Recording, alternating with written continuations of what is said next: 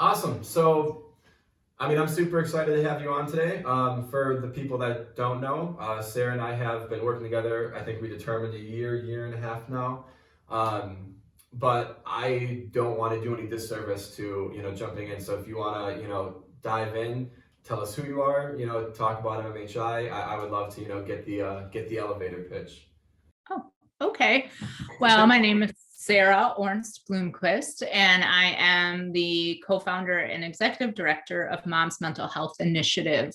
So we're a grassroots nonprofit. We're based in southeastern Wisconsin, and our mission is to help moms navigate maternal mental health disorders. So that includes things like PPD, which a lot of people have heard of, postpartum depression, but there's a lot more than just postpartum depression that goes on. And so, we work a lot with helping connect moms to the right kind of treatment. We have a preferred provider list of providers like therapists, doctors, psychiatrists that we trust to handle and treat somebody who's going through a maternal mental health disorder. We do a lot of education and awareness through social media, through podcasts, through even community trainings, helping people understand the mom's perspective of going through one of these disorders, not just the textbook of what you might read, but really what's her experience like? What does she need to get better? And then we have also a peer support group. So we are considered a peer support organization.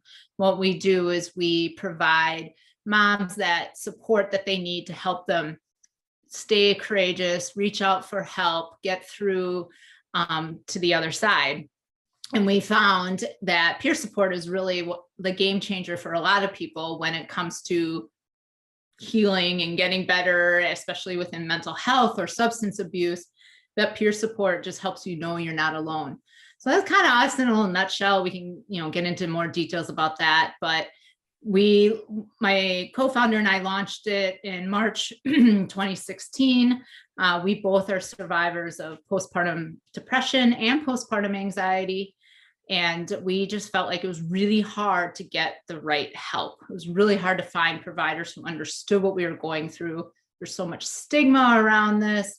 And you're dealing with it in the perinatal period. So the perinatal period is pregnancy up to roughly a year postpartum. So it's a really vulnerable time for women. That's one of the most psychiatric vulnerable times in a woman's life, like in her reproductive years. And more women are psychiatrically hospitalized during that time in their life than at any other point. Mm-hmm. So there's a ton to unpack there. That was tremendous. You far exceeded the traditional introduction I'm used to getting. But I want to unpack a lot there. And first and foremost, I want to really go into your story and like how. So obviously, it's something that a lot of people experience. Way more than I initially anticipated. And we'll get into that as well. But as someone who experienced it, not everyone who's gone through it and had trouble getting access to care, this or that, has gone and created a solution to that. So kind of walk me through what your thought process was of running into issues with kind of finding answers or treatment. And if I'm not using the right terminology, please, obviously this is just as educational for me as well. Walk me through your thought process in wanting and then actually executing on doing something about it, because I think that's so. I think that there's a lot to learn there. So should I kind of share a little bit of my personal experience with it? I mean, as much as you're comfortable sharing with it, but then totally comfortable. Yeah. This has been years that I've gone since I've experienced it. I'm very comfortable and very open in sharing about it. My son is now 13, and he was born in Indiana. And, we waited until we were ready and had insurance to have a baby. Very smart. And we, it was a smooth pregnancy. I think there was some anxiety there anyways. And there's just general anxiety when you're going to get pregnant and have a baby, especially with your first, because it's so new. And there's really like this, it's like a commodity. Like there's just the consumerism around having a baby is massive, and you're, researching which stroller and which crib, and all this goes into it, and it's just massive. I mean, it's a massive space. yeah. So all the, and oh, your baby, and it's all blissful, right? And then you have the and then there's a rude awakening for Sutton when we have our meetings for our finances, gets to kind of hear the trials and tribulations of motherhood. Absolutely. But I do have a history with mental health or mental illness. I've experienced anxiety and depression since on and off since I was 18, and it's very much a genetic component that causes it. Runs in my family, and I've done a lot of work to get to a better place. And so when I was pregnant, I didn't think about postpartum depression as being something I could get, because I wasn't really aware of the risk factors. And in my head, postpartum depression was like people who did terrible things to their baby, or people who have no support and no help and no education. Like those people with heavy stressors are the ones who get it. Yeah, and I don't mean to interject, and like this, and I kind of understand that this may be an ignorant question, but I'm asking just to really showcase the awareness of it. Like, did you know what as postpartum depression was prior to experiencing it? No, not really. Mm-mm. Okay, and do because like for me, like my wife knew like when we started working together and stuff, and she's like, oh, that's like awesome. Like she knew about the cause, she knew directly what you guys did and talked about, but I knew nothing. So like that's why I realized putting myself out there by asking potentially ignorant or questions. But I feel like for a lot of men out there, like I never even knew that this was a thing. Husband at the time have any awareness of this, or? Nobody did. My mother told me she was a little worried about it based on my past, but she didn't want to bring it up. Which makes sense. Yeah. And no, I was totally unaware about it. I think the only thing I knew was Brooke Shields had gone through it. And I remember seeing Brooke Shields. I don't know if you guys know who that is. I do not. Isn't the country singer and act something like? No. Let me sing a song real quick. I gotta Google it now. I know the name, and I probably look like a Brooke Shields is an actress and model. Okay. Right? I was gonna say Didn't she sing in that movie or something? Yeah. She was in the country movie. She must have sung in that movie, huh? Well, I apologize. When she was younger, she was in the Blue Lagoon, and that was a little controversial type movie. Yeah, and she was good friends with Michael Jackson. Like, I know that name rings a bell. Yes. Okay. Good. Phew. Anyway, we're on the same page the whole time. So Brooke Shields, I remember seeing her on Oprah talk about it when she went through it. So anyway, no, nobody knew. And the other thing about it is my doctor didn't even talk about it.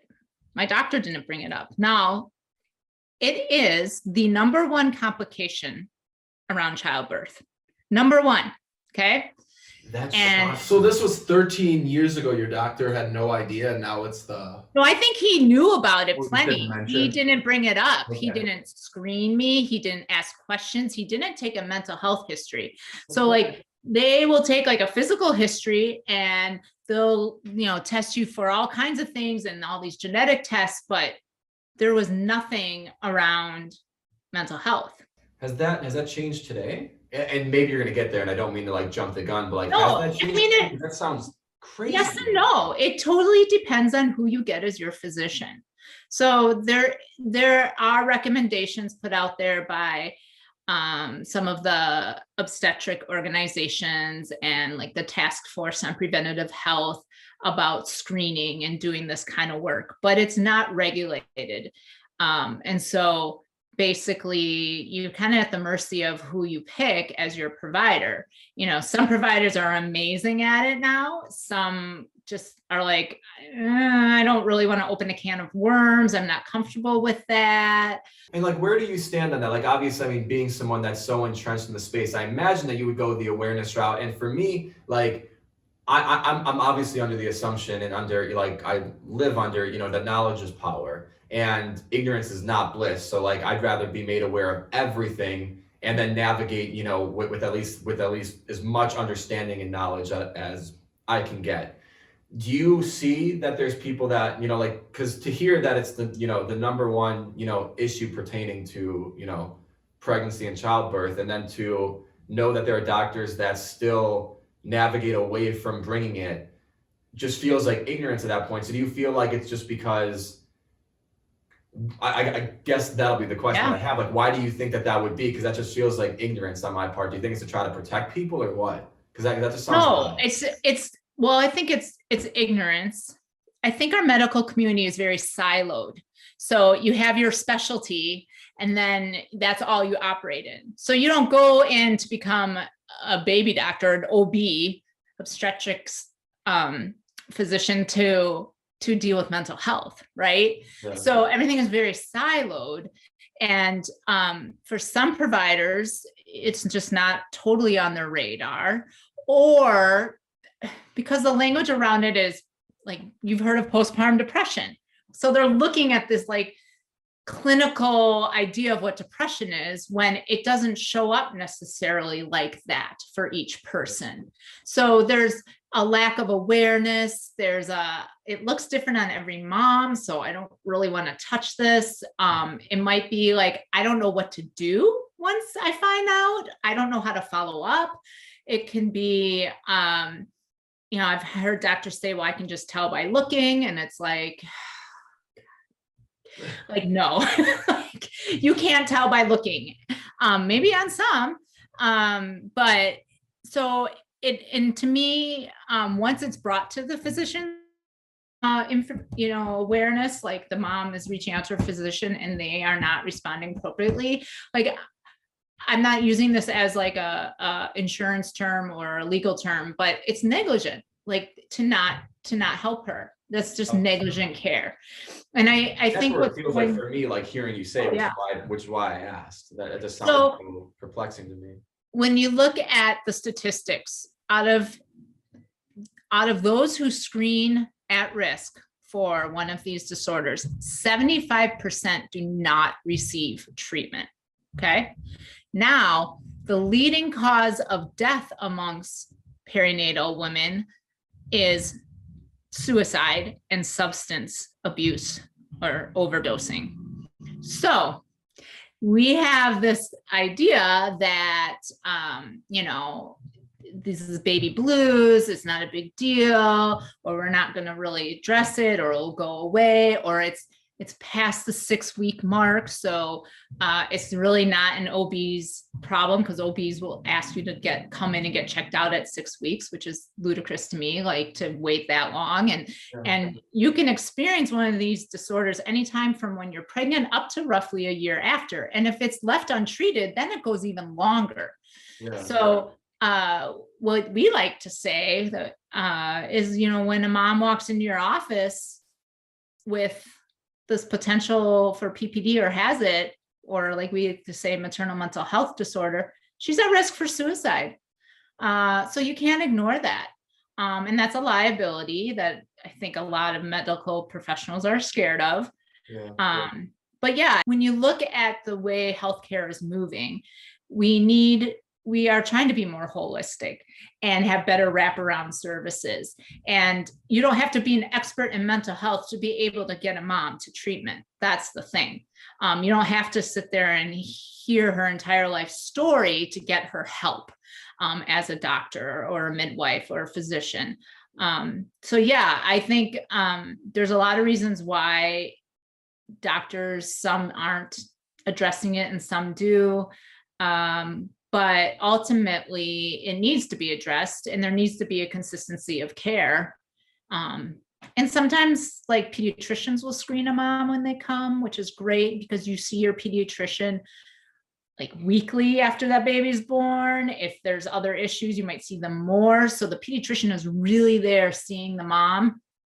But I also really like the idea of primary doctors, like a family doctor that treats, you bring your baby to this family doctor, but that family doctor is also your doctor, so that they can address both of you. Absolutely. And the mom and the baby are a dyad. You can't just focus on the baby and not the mom, and you can't just focus on the mom and not the baby. I mean, they work together. They're together. So yeah. So like when I went through it, my son came 3 weeks early, and I wasn't really ready for him to come. I thought I had some time. And when you have your baby, like as soon as the baby's out, like your hormones drop. So all these hormones that were sustaining this life in you just drop because the baby's out. Yeah. Okay. And that can definitely impact your chemicals in your brain. For some of us who are vulnerable to depression or anxiety, like I was, those shifts in hormones, those dramatic shifts, directly affected my brain chemistry. And so for me, I definitely was like, as soon as he came out, was having like disturbing thoughts, like I'm not sure I want this. Like it just like, it's not this, oh, here's your baby, and you're like, heaven, and this is the best thing ever. Like that can happen too, but it's not like the Hollywood version or the movie version of having a kid. No. And think too, for many women, they have very traumatic experiences while they're delivering a baby. And it could not be considered medically traumatic, but to mom, it was traumatic. Yeah. And that can affect her mental health for a long time. PTSD is what we call it. So for me, I was having these weird thoughts, and even like in the hospital, I was having anxiety attacks. They would bring him to me for me to feed. They would wake me up, and I'd just be like full-blown anxiety attack and shaking. And she's like, the nurse, like, I'm going to get your doctor. Something's not right. But then nothing was ever done. And so I finally asked the doctor, because I have this history, I said, is there any medication you can get me? And I had a friend at the time who had a baby, and she went on some antidepressants when she was pregnant. And that gave me the courage to speak up, knowing that, to ask for that. And he just said stuff like, well, don't be anxious now, because when they're teenagers, they might blah, blah, blah, blah, blah. Like, I don't need to hear that. At the time. So just wait, because it's gonna be a lot worse. Like, I don't even think that just sounds like, once again, like, not to use that word in a legal term, but like, it sounds like a negligent, like, it's like when someone comes to you with something and it just sounds like such a brush off answer. It almost here's your medication, here's a prescription, but no follow-up appointment. No, like, tell me how you're feeling after you get this. Tell me, you know what I mean? There was just nothing around that. Yeah. I had a wonderful doctor. He was, he wasn't a bad guy or anything, but I presented well. And so it was kind of like, well, she can help herself type mindset, I think. And then when we got home, it was bad, and I was vomiting and had a lot of physical ramifications of anxiety. And then every time I had to pick up my son, the overwhelm of just like I can't pick you up. Like I'm going to vomit every time I look at you. I did. I mean, I took care of him, but it was just intense. And then there's these things called intrusive thoughts that can happen. And they're like dark images that just pop in your head. They're not premeditated. And I remember Brooke Shields talking about having them, like she would want to just like drive her car into a tree. Like I had some disturbing thoughts about committing harm to my child. And I was like revolted by them, but also like, oh my God, what's wrong with me? I'm a monster. And they're very, very common. And for some women, they end up with a condition called postpartum OCD. And that's where they're like on like complete like they're just running in your head nonstop, and you're doing everything you can to get rid of them. And that's kind of the compulsion side. But one person, she was like, I just stay outside with my kids as much as possible, because I know if I'm going to do something to them, like these thoughts are telling me, at least someone will see it, So, but moms know, but they don't act on these. Okay. Like that's the different, they don't act on these because they're horrified by them. And that shows that they're still in reality. The things that make the news, like Andrea Yates, which was before your time, she like drowned her children, like people like that, that's called psychosis, postpartum psychosis. So that's like psychotic break. It's much more rare. It's like 1 in 1,000, and then infanticide is even rarer. But these are people who have like a break from reality, so they can't differentiate between these dark thoughts.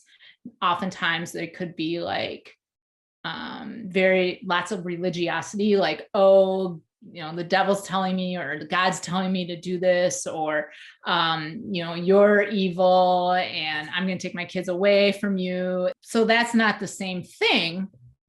But for me, I had to like go up to the maternity area after my son was born, because he had jaundice. So he had like a high bilirubin count, and they have to like test that. And so we took him up there, and the nurse came in, and I was just like, can you please get my doctor? Like something isn't right. Something's not right.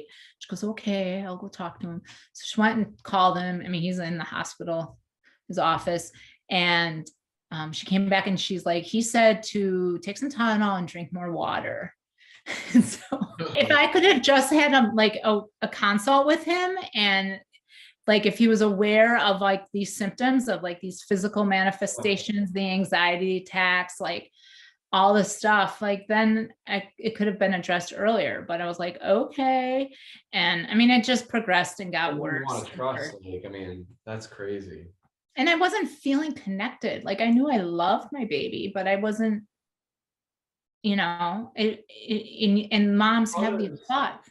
And then like, how does that like, cause like, I mean, I think everyone, at some point, goes through like I think one of the biggest things, at least personally, like mental health wise, that like not obviously related to like, but that like I struggle with is when you're supposed to feel a certain way. And then that just contributes to it. It's like when you mention that, like like everything that you probably been told at that point, everything that like, for the little that I know, it's like, oh, like you have a kid, you like, that's your, you feel connected, you feel like this, like, so I can't imagine how much more difficult than having that thought and knowing, this is the norm. And then how much I'm sure that adds to the stress levels that, you're probably, experiencing, or the questions and the mental stuff that you're going through, how much more amplified that is when you think you're supposed to have a certain reality and you're not having it or experiencing it. Exactly. I mean, the shame element is exactly stifling. So it's this, oh my gosh, like you're doubting whether you should have become a parent.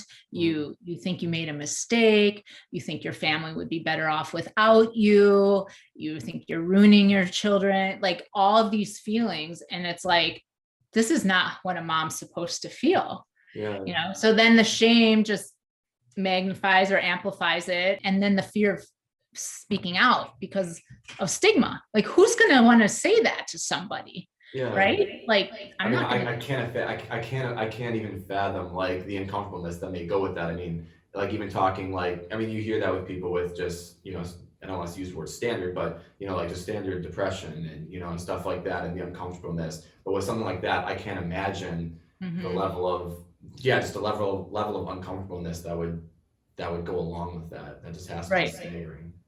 And the thing that people need to realize with mental health disorders is that depression, it lies to you, so when you've got like a bad physical condition, like something's wrong with your liver or diabetes or something that's going on that you have to get treatment for, like you're not necessarily dealing with the lies that diabetes is telling you. Okay. Yeah, no, it's right. Like, it's very black and white. You have this condition. Here is a treatment. Right. Here's, 1 + 1 = 2. Yeah. You don't shame people for having that. But with mental health, you're dealing with this disease that affects your thinking and your thought process, even your speech. So you're being fed these lies that you're worthless, you're terrible, you shouldn't become a mother, you made a mistake, you're not good and fit for your family. So you're not only battling like the physical feelings of depression and anxiety, which can be like me, like vomiting and shaking with anxiety, as well as like wanting to sleep all the time or not being able to sleep at all, or lack of motivation and not being able to get up and do what you need to do. Like those are physical representations, but then you've got these mental representations of the disease. And so the disease in itself sabotages you because of these lies and information. So like what we need to do as an organization, but also as a community, is to normalize the experience, but not say it's normal. Because when you say, oh, postpartum depression is normal, then people are like, oh, well, okay, this is normal. So I'm just not going to do anything. Happen. It's just like, I'll get through it. It's fine. It is what it is. It's common. It's not normal. It's common. And what you're experiencing with it is very common. What I like to see happen more and more is that your provider at each visit, because you see your doctor or your midwife or whoever's delivering your baby, you see them frequently in your pregnancy, especially towards the end. It gets weekly. And they do encourage you to do formal screenings for these disorders in each trimester. But if you can create the conversation around it at each appointment, how are you doing? How are you feeling about becoming a mom? Anything affecting your functioning, your anxiety? Is it, you feel like it's getting in the way of things? Once you can normalize the conversation around it, then moms are going to be more likely to speak up and not experience that shame. Just like when you are pregnant and you start to bleed, you're going to call your doctor right away, right? Or after you have the baby, like you call the doctor for those things. So we want this conversation to be normal, just like those type of conversations. Absolutely. I'm not feeling good about this right now. Something's not right. Plus, we also have to help give the language to people to speak it. Like I was like, something's not right. Something's just not right. But I couldn't say what. Like I just couldn't identify it. And that's the nature of the disease too. It makes you foggy and unclear. And you just had a baby. Like you just went through massive trauma, and it's like, come on, get up going. We give women 6 weeks off. Like it's just mind blowing. Like your body needs like a year to fully recover from this. So like giving them the language to say, and then not be fearful of the ramifications, because for some women, they've had CPS, Child Protective Services, called on them. Remember those dark thoughts I talked about that they don't act on? People are very afraid to bring that up because CPS might be called. The police have been called, all because of ignorance around these symptoms. So there's a huge fear, especially for those who have been part of the system, who grew up in an environment where CPS was involved.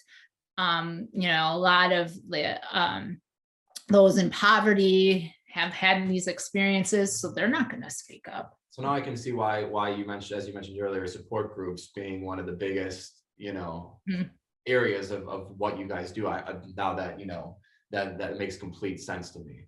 Yeah. And so when I went through it, like Facebook was just starting. There wasn't online support groups yet. Yeah, there wasn't. See, I would love to dive into that. See, so that's kind of where I know where we started this question. Like, I would love to hear, like, did you start? And a lot of people, like all of us who have started companies at some point, most of the times because there's a a void that we needed filled that wasn't there for us, and then that's what we Right. So I'd like to kind of go refer back to that, as we mentioned earlier. Okay. I'd love to hear more about how did you get into that then? Like, were you looking Right. for kind of a support group, or were you what kind of prompted you to start on your journey of figuring out that, MMHI was going to be something you wanted to create? Yeah. So, when I had my son, that none of this stuff was out there. And then there was an organization that did come out and do some peer support, like a lot of articles and called Postpartum Progress. But I had already been through my experience, by the time I was aware of that and that was relevant. But I went to like one in-person support group and basically didn't get a chance to say anything. So that's not a well-run support group, but they're just, I'll tell you what I clung to. So I had people from my church bringing me meals, like how can we help bring meals? Like cannot cook. Okay. And somebody from my church came and said, yeah, my neighbor's going through this. She's 6 months postpartum and we're helping her through it. She's very depressed. And she went to the crisis center at the hospital. And I was like, oh, wow. Okay. And then I was in touch with my OB's office. And unfortunately, my OB was out sick with the flu. So I was dealing with his physician's assistant, who was wonderful, but she's only like able to prescribe certain thing to a certain level.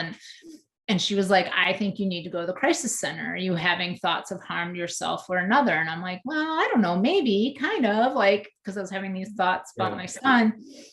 And she was like, I want you to go to the crisis center. And because I knew that this other mom had done that, I knew it was okay. Right. Absolutely. So, and so I went. Level of comfort there. Mm-hmm. And then, I went through this again when I had my daughter, who was now 8, but I had everything in place. Like I had my therapist, I had a psychiatrist, I was on medication during my pregnancy. My OB was fantastic. He was very supportive. He was in conversation with my psychiatrist. Like I had my postpartum plan, like I'm going to send the baby to the nursery all night, because that's another thing. Sometimes you're pushed to keep your baby, and some moms like need their sleep. And I was like, give me a sleep aid. I'm sleeping, give her formula.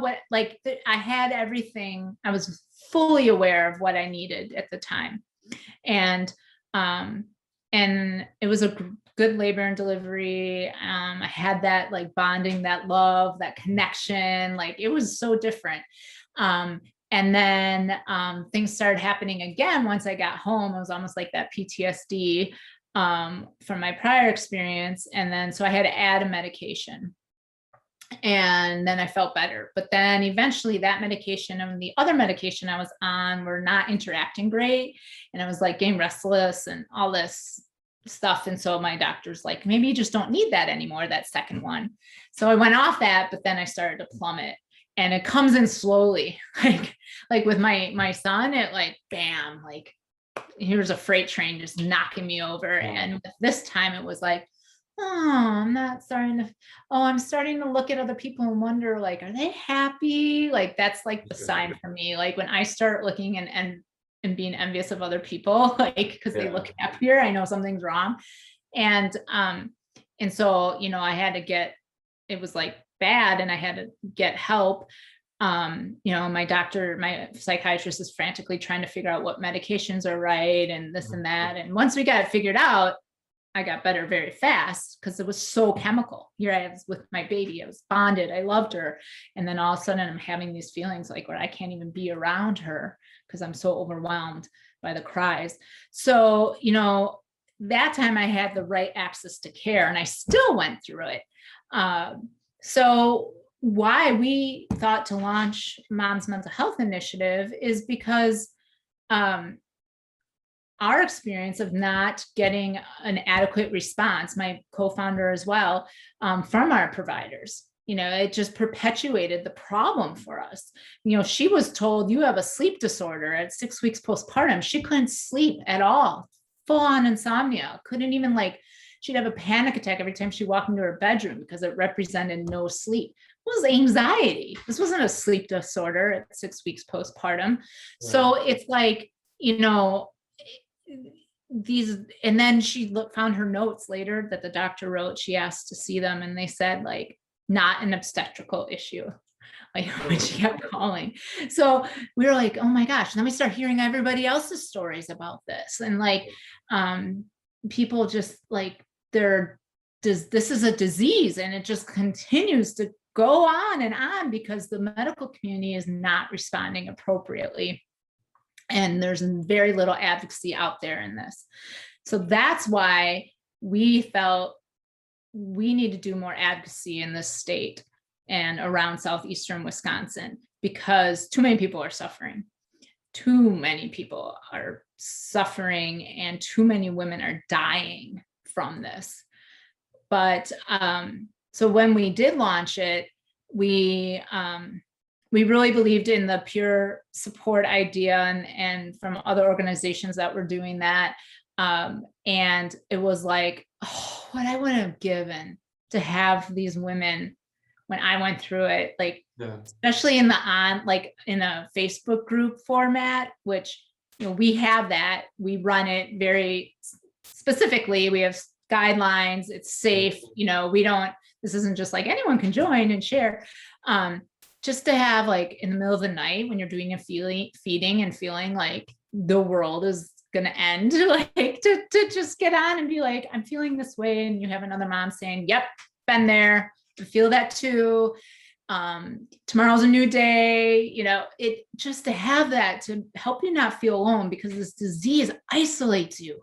It isolates you in your head. So it's just you and your brain is full of these lies and this deceit, and that's what you're stuck with. Absolutely.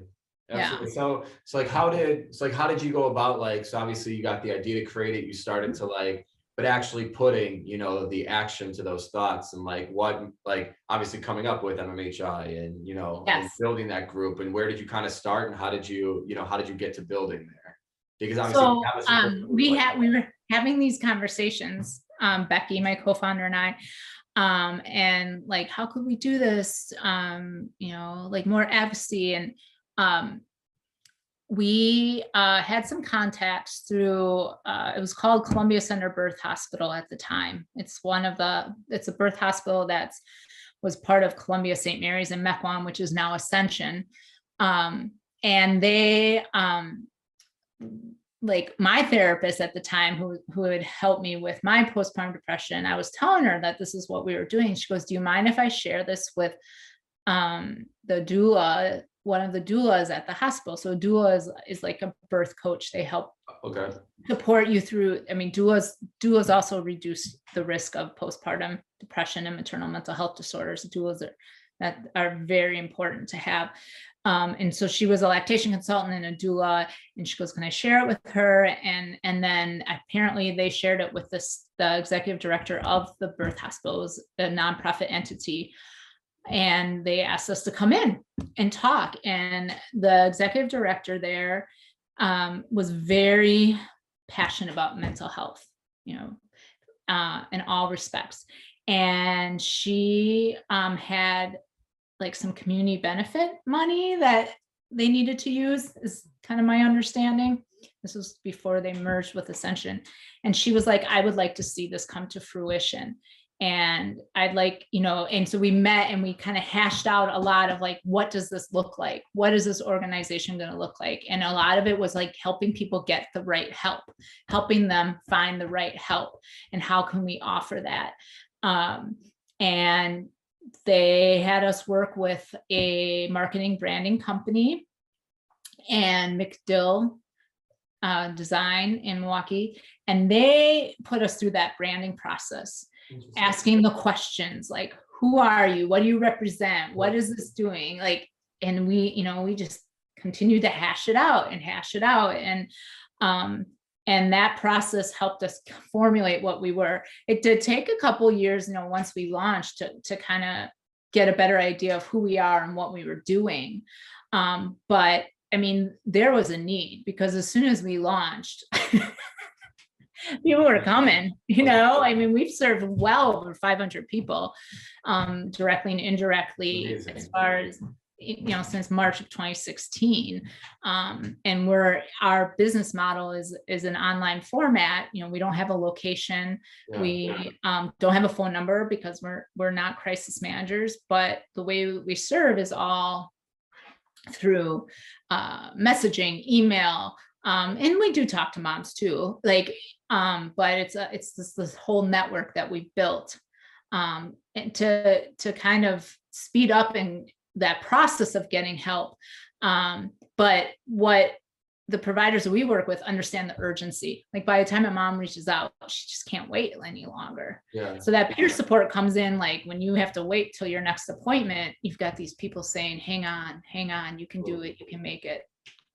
Absolutely. So what do you see as the biggest, I'm trying to think of, like, because it says, you like mentioned, like, the hospital partnership, and really as you were giving, your background and your story and your experiences, my mind kept going there. Like for the doctors that, and I won't use the word negligent again, but just like maybe aren't, aware or don't understand, the true impact that this is having, my mind just goes, obviously from a business perspective, partner with the doctors. Like if you can be that, like if people, you can provide them with the questions to ask, and then if they have it, even if they don't know how to treat it, or they aren't aware of it, or they don't want to get into the mental health space, it can almost be, hey, I see, here that, 5 questions or 10 questions, because you can't see it, as you said. And then there's like, I don't want to use the word handoff, but like, hey, here's where I can, Yeah. I see this and I hear Follow-up care. yeah, and like, hey, here's a perfect, group I'd love for you, you to kind of talk to, and and do you You would think it would be an option, but no, it is so hard to get in front of these systems and these providers. Oh my God. Because to me, like, no, it is like a chronic problem with all the different organizations and advocates out there around this, is getting in front of the providers. That's shocking to me. And like, trust me, what's not shocking to me is I know how, I don't work with healthcare. I can't stand the industry. Like, so like I give you all the applause in the world for, going at, like, I can't imagine how that is. But to me, this is another instance of the healthcare industry making something so much more complex and complicated than it needs to be, because it sounds so simplistic and it sounds like a simple, it just sounds like a perfect match in my mind. So that's shocking to me. Part of it is insurance dictates a lot. So you get 10 minutes with your patient. How are you going to fill in all of this stuff too when you're checking them out? Yeah. So that's part of it. Part of it is just, this is how I've run my practice. This is how I'm going to do it. I think it comes from the top down, and I don't begin to understand how the hospital systems are designed. But from an insurance standpoint, you're reducing claims if you're going to treat a mom and get her that help. We're reducing ER visits because moms who have suffered from this, they have like higher ER visits and higher negligence going on. And then from like, a micro and macro level, as far as like public health goes, like those who don't receive treatment, so untreated maternal mental health disorders can cause developmental issues in children. If your bonding is affected with your baby, that's a lifetime of struggles that baby could have, because that bonding is so important, that nurturing. We see more people embracing substances to help them. So substance abuse disorders, we're looking at a lot of problems down the road if we're not giving the moms what they need. And I want to say too, that men experience it, adoptive parents experience it. It's not just because of your hormone. There's a lot there. I mean, there's environmental factors, there's hormonal factors, there's stressors, like your vulnerabilities, like we just can't put our finger on one thing. But yeah, people suffer, and like to ignore it is not good. To kind of address it is better, but still not that great. And again, people are losing their lives to something that is preventable. Well, let me say, their death was preventable. You can't always prevent these disorders. Like you can do things to help prevent them. You can do things to be better prepared, but I never want to say that it's 100% preventable, because I did everything I could to prevent it my second time and I got slammed. So, but it's treatable. It's treatable illness. So people should not be dying from it. Which is, and like, see, so hearing you say that, so then my mind kind of goes, and obviously, like, I'm a business centric, minded person. So like when I hear, like that you can't eat, that now this is a healthcare system issue, which is obviously just an absolute, it's a shit show situation Sunday, no matter which way you want to slice it up. So I can understand why, you would run into, just every roadblock and barrier to entry imaginable. So how do you navigate that then? Because obviously the biggest thing here, and like every single, every avenue that we've taken this conversation, it comes down to awareness. Which with so many mental health things is the $1 million answer to why there's not the amount of help that needs, that people aren't getting the help they need, that people aren't understanding of people. It all stems down to that. So this makes sense to me. How have you navigated that, and how have you you've grown this, you said whether it's 500 moms today and stuff, but how do you envision, how have you gotten it to 500, and then how do you get it to 1,000 to 10,000 to 100,000? Because it sounds like it has that those numbers are out there. So how do you navigate and continue to have that awareness? Obviously we're talking today, but how have you gotten it up to this point? Part of it is our education awareness campaign. So social media, say what you want about it, but it can have a very powerful impact. And we want to make sure that we are on that positive side of social media, that we're providing information that's accurate and effective, and actually that the general person can understand and read and see. So that's a huge component. And now the way social media works, is just, there's so many different networks, and people are now publicly asking for help on social media groups, and then you can say, oh, this group organization helped me, so those are some ways, like just really building that social media area of awareness. The other thing is like, well, there's not just doctors, there's a lot of other people in the healthcare community around pregnancy and delivery, so there's nurses, there's lactation consultants, there's doulas, there's pediatricians, so how are we accessing and providing that information to them? So trying to get in front, just at like a office meeting, here, let us come in for 10 minutes and share this. Conferences, there's a lot of conferences out there that people need continuing education. So how are we getting in the doors there? And then really it's just that, word of mouth makes a big difference. And I feel like when you get some champions in your corner, so sometimes you'll connect with like a labor and delivery nurse who she went through postpartum depression, right? So she's this champion in her office who's saying, we need to have these mom cards in our office and refer moms to this group if somebody comes to us with help. So there's a lot of different ways to get in the door. And we're slowly building the different ways. We would really love a volunteer who could maybe turn into a non-volunteer position, who could help us build like our Instagram presence, who's passionate about this topic and would love to build Instagram, because moms are not my age anymore, new moms, they're younger, they're on Instagram more, they're on other social networks, not just Facebook. So it's kind of like we need to be relevant in the way that we meet people, and we need to meet them where they're at. And then, on the other side of it, there's a lot that can be going on at the state level, working with the maternal child health programming through the health department. We've contracted with them, helping the different health department agencies with some of their PPD screenings. They're providing technical assistance, and just like having a presence of representing the mom's perspective that way. So, there's a lot that can be done there. And then policy, advocating for policy change wherever we can, connecting with different organizations, because policy will make a difference in changing the landscape around how mental health and maternal mental health is addressed.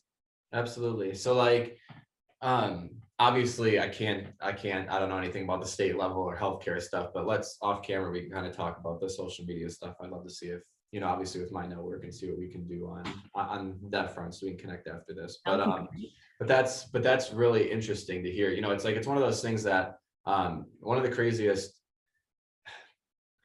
so many, like I run into this with nonprofits fairly frequently, that it seems that there's such a barrier to entry across the board for nonprofits, and it's it's just a disheartening thing for me to hear. That you guys are out trying to literally change people's lives, and to know that there's so much red tape and so much out there that's blocking you from attempting to do so, when the cause and reason for doing so are so powerful and so good. It's troubling for me to hear. Yeah, and there is kind of this newer wave of a push for community partnerships. Mm-hmm. And we've been in discussions at the state level about that, hospitals have community benefits, where partnerships with these community organizations are going to be crucial for the health and wellness of our community. Yeah. So, hoping that continues to unfold, where there are these partnerships. Like, we work a lot with the Periscope Project. So the Periscope Project is out of the Medical College of Wisconsin, and that was started by Dr. Wickman. She's a perinatal psychiatrist, so she focuses on pregnant and postpartum women, and it's an access program.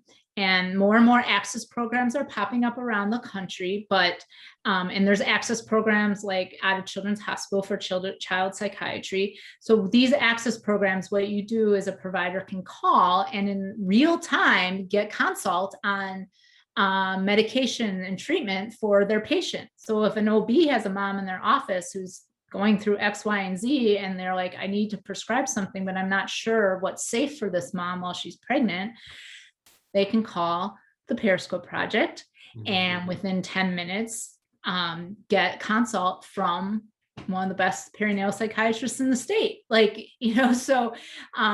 then that also helps build the confidence and level of that provider to be able to handle other moms down the road. So it's educational too. So we serve on their advisory council. We have done some video education series where we talk about the mom's perspective. They kind of zero in on the provider perspective. That's the way that we work together. So there's ways that organizations can do that, and I just hope that continues to grow for us and for others. Absolutely. So I guess kind of building on that, what are your, it sounds like kind of a blanket question, but what are your goals with it? Obviously, I imagine the North Star would be to put it, you can't put an end to it, but to put, just a blanket awareness, where everyone's, but where are your 3, 5, where are you looking to really take it? Right. So for us, we want to build our advocacy and education. So a lot of our online work and providing that mom's perspective to whoever can listen, to providers, to the community at large. And I think so really that's one goal. It's just to build that up. And one of our other goals is to continue to build this network of providers that we can easily access, that say, oh, Mom's Mental Health Initiative sent this mom, or mom got us off of Mom's Mental Health Initiative. We need to get this mom in right away. So it's kind of like the more providers we have to add to that preferred provider list, then the more people are going to get access to care and help. So we really want to build that pipeline and grow the ability to access care. And it's getting harder because of COVID, there's a mental health crisis and it's unfolding even more and more. And we've had a really hard time, honestly. Like we've built our network up over this year, but it's still hard to find available providers. So, that's one of our goals.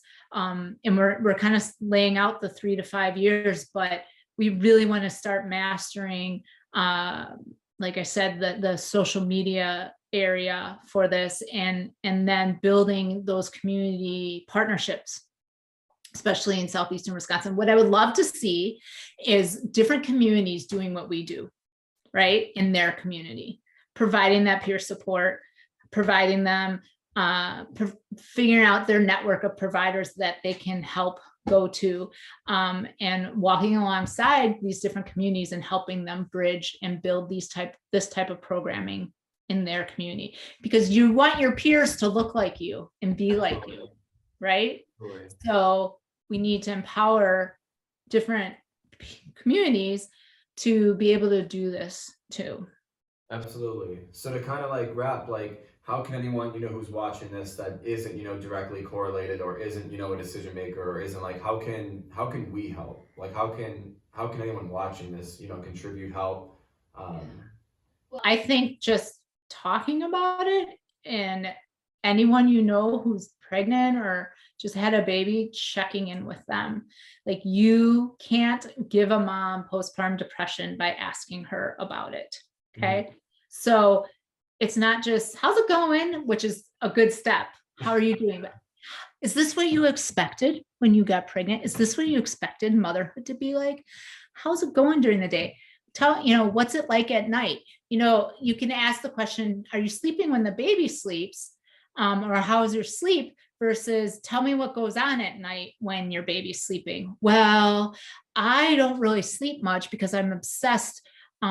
I'm watching my baby sleep because I'm so afraid that they'll die in their sleep. So I just try to keep myself awake so that I can keep my eye on them. Okay, so that's kind of like indicating that there's some anxiety that's affecting your ability to function, right? You need your sleep. So really just asking questions, showing you care. And then on the other side of it, like, just advocating for more support for families, and especially women in all places, like workplace, family life. Like, they're very alone in our country. We don't have a good system set up to help support new moms and new families. So, just talking about it, you guys are probably going to have friends who are more and more going to be having babies, and, talk to the men about it and say, this is something that's real. Like, you need to watch out for it. And if there's something, tell your doctor, tell me, and I'll get you connected to the right people, like that kind of thing. It takes a village. Absolutely. So that was a very, I'm trying to think of the right word. That was an awesome, eye-opening. Yeah, that was, It's super eye-opening answer. I'd like to ask that same question, but more selfishly now. How can people help you guys? Like, where can they find you? How can they help out MMHI? Like, obviously, as you guys, Right. So, if somebody listening to us needs our help, they can go to our website, Mom's Mental Health, MKE.org.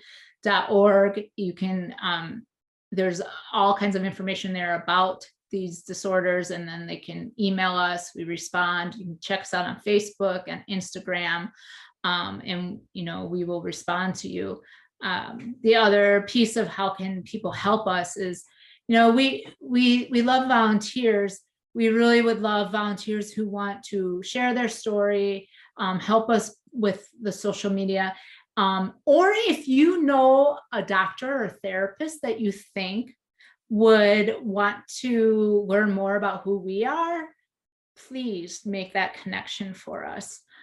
We really want to build that provider network, and so that there are options. Or if you are a provider, please reach out to us. And then, we welcome donations all the time. Feel free to donate. We are a nonprofit. We do struggle. We're slowly building our ability to get some more income, but we would like to hire people who can really make this more of what we want to see. But because our model is so different, we don't have a location, we help people virtually, it's kind of hard to explain our influence and our impact.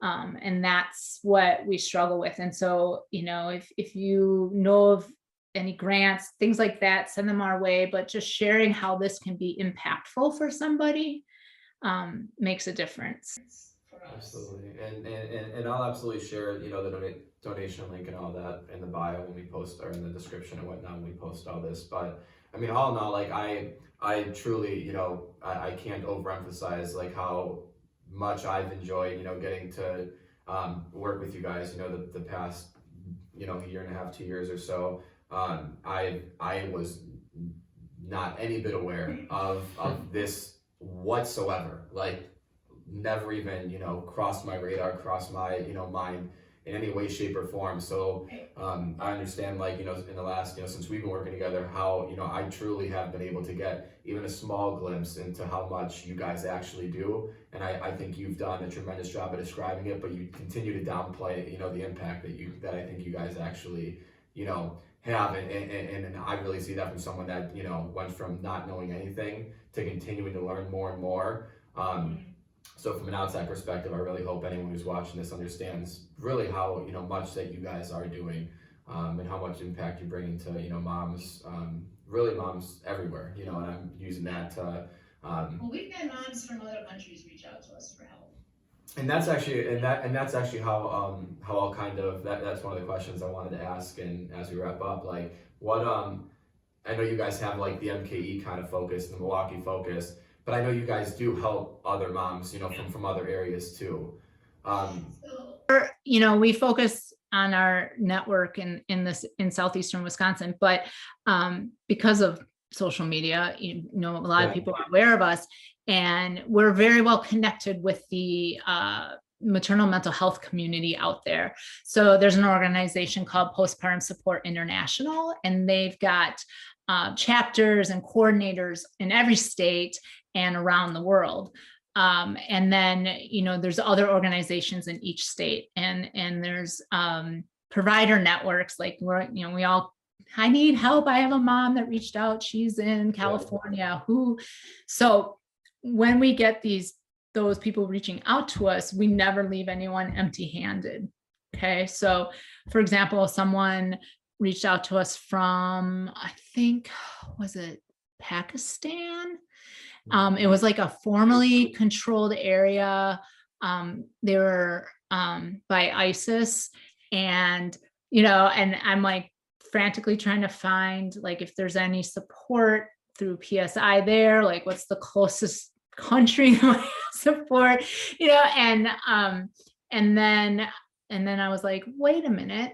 And I was in a conference, and one of the women, the woman who runs, it's like I'm sorry, I'm never remembering names correctly, but she there's like a Islamic center for women in South Milwaukee, and she's this wonderful educator and women who spoke about maternal mental health and for women who are Muslim and for a different community than I'm familiar with. And so I reached out to her, and she was like, I have someone on my board who's from that area. You can connect her to this, like it was so cool. I have no idea if it ended happening because I don't know what the mom ended up, if she took advantage of the information I gave her, but like, that's how you have to think. You have to think globally, and how are we connecting? Because, it's so easy now through technology to connect people. So we never leave anyone empty-handed, and we're always going to provide that peer support to somebody. Absolutely. Yeah, that goes with what you said, the power of social. It's just even if there's no one in that area, there's still like someone you can talk to voice what you're going through with people who have also gone through similar things or are going through similar things. So Even more so now with COVID. Yeah. The online services and virtual therapy, that's the one benefit of this whole pandemic. Absolutely. So I'm going to steal this from impact theory, but I obviously, with you being a nonprofit and obviously a very strong mission-driven nonprofit at that, you kind of answered it, but like specifically, like what is the mission that you want to really, like what I should say, what's really the impact that you want to leave with MMHI? I want MMHI to leave in the Yeah. city, or Yeah, did so I- it's like, wait, like, what is the impact that like you yourself and then MMHI as a whole, like, what like impact do you want to leave on the world with building Oh, this yeah. company? I think what I would love to see MMHI do is like continue, because I think we have changed the landscape locally and through our state when it comes to helping someone through one of these disorders. So I would really like to see just the entire model of how a woman or her husband or her partner or whoever is experiencing this, I'd like to see the model totally change and how it's being addressed from what it's been. So that nobody is falling through the cracks, that this is a normal conversation that's being had, and that mental health the mental health or mental illness loses its stigma. I really would like to see that. I think we have to have a whole different approach in how we are working with moms and families. As far as what I would like to leave, I mean, I'd like to raise more hell about it, like it's just I love that answer, by the way. like- awesome.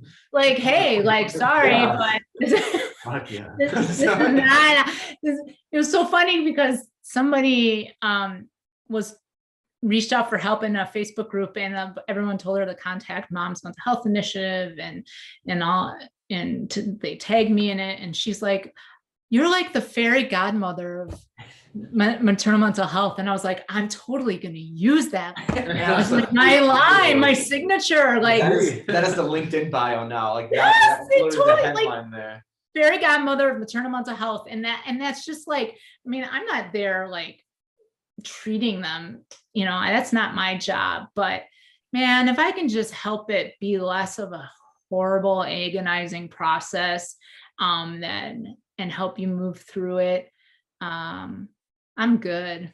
I'm real good. Absolutely. Well, that was an amazing answer. I mean, I honestly tremendously appreciate your time. I tremendously appreciate you hopping on. I look forward to hopefully, this bringing more awareness, just continuing to drive more traffic, not only to obviously the whole sector itself, but to you guys. I think I said it now 3 times, but I tremendously, applaud the work that you guys have been and continue to do. And Yeah. Well, thanks to you, you freed me up to be able to do more like with my organization. I am not an accountant or financially savvy when it comes to this. So Absolutely. every second counts has very much been helpful. And the first organization or company that we reached out to that didn't like give me the giant proposals. Like, all right, we can do this for $1,000 a month. And I'm like, Yeah. Absolutely. I don't Well, think this is we why I need love you. that I right obviously now. appreciate it. I was not asking for it, but I tremendously appreciate the plug as well. It's been very good. Yeah. Yes. Well, thank you so much for that as well. I obviously appreciate that being reciprocated but no, thank you so much for being on. I tremendously appreciate it. And as I said, for those of you who are still watching, I appreciate it. We'll have the link in the bio where you guys can go donate, learn more, and all of that good stuff. But Sarah, truly, thank you. Thank you. Thank you very much. Thank you. Bye. Absolutely. You have a great rest of your day, and I'm sure we'll certainly be talking soon. Sounds good. Have a good one. Bye.